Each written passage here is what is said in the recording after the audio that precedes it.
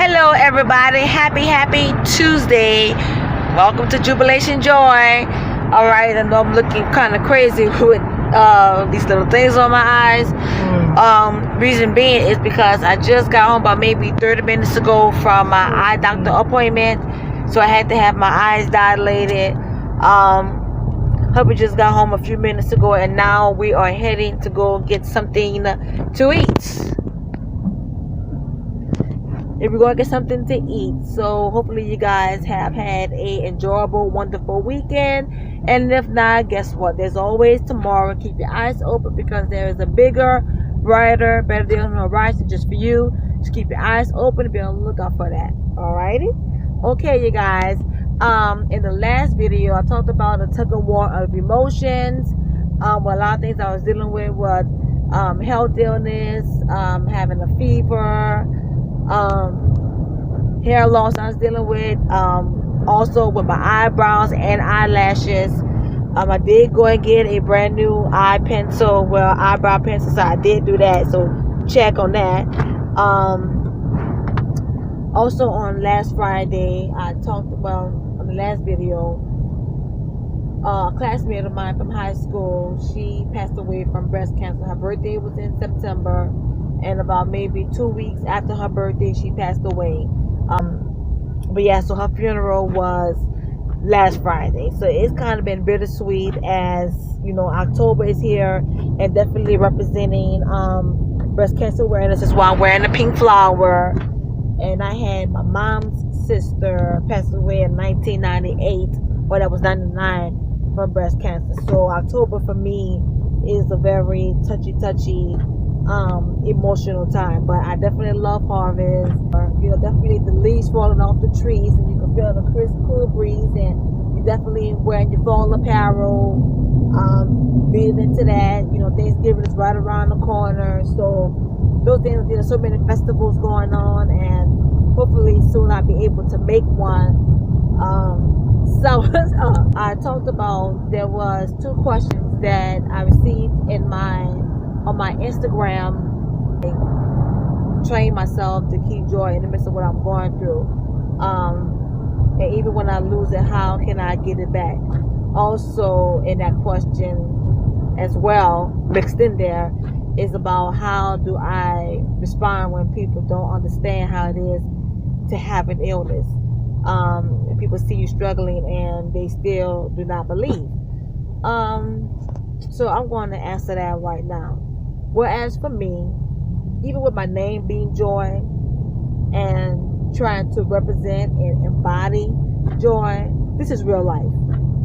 Every day in life, you're not going to be excited. You are not going to feel joyful about a lot of things. You really have to push yourself to the brink to restore the joy that was lost, to restore the joy that may feel depleted, to restore the joy and the happiness and the excitement that life situations, other people, maybe even you yourself, myself, have lost, have given away, have tried to please other people. And I've been in those predicaments so many times in my life where I've shut myself down to please other people, and there was no benefit. It didn't benefit for me either. So how can I benefit from it if I'm pouring from an empty cup? The only way, think about going to a gas station.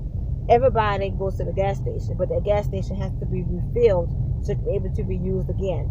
Same way in our lives. In order for us to be used, we have to be filled. So filling yourself up with happy thoughts, good vibes, filling ourselves up with God or whatever you believe in. For me, it's God. That's how I get. Okay, so now we are home. I did not bring. I did not get any footage of us getting any food. I just wanted to just get in there and get out and get the food because I am hungry. Elva has devoured his food, so I didn't get a chance to get a picture nor record it. Here's my food here. I was getting ready to eat, but my next door neighbor came over to check on me. So here I have some fish, corn, broccoli, tartar sauce, and a roll.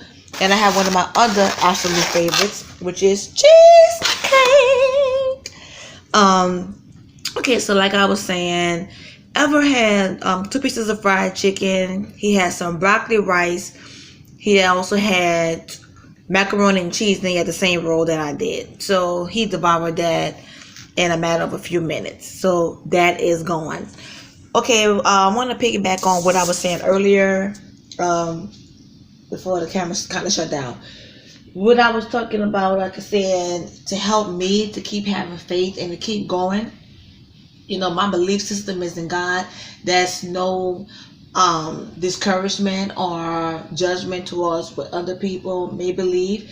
You do what's best for you, but for me, my faith, my hope, my strength comes from God. That is my ultimate driving force to keep my mind at ease, to keep my mind focused, to know that I have the strength and the energy to keep going through this journey when there's so many times I want to give up and throw in the towel. But at the same time of that, there's other aspects. Definitely having a great support system, my family, my husband, as they are my right hand, left handed cheerleaders. They always encouraging me, pushing me, also allowing me to feel what I feel when there's those days where I just feel emotional and down in the dumps. They don't put expectation or weights on me. They allow me to feel the emotions that I feel and to sort through that and to process it and to keep going. I mean, it's great to have people to encourage you, but it's also excellent to have people to allow you those time spaces to breathe, to collect your thoughts, to collect your breath, to refocus, to recenter yourself, and to gain the energy that you need to go another moment, go another mile, go another day, go another season, go another lifetime, just to keep pushing forward no matter what.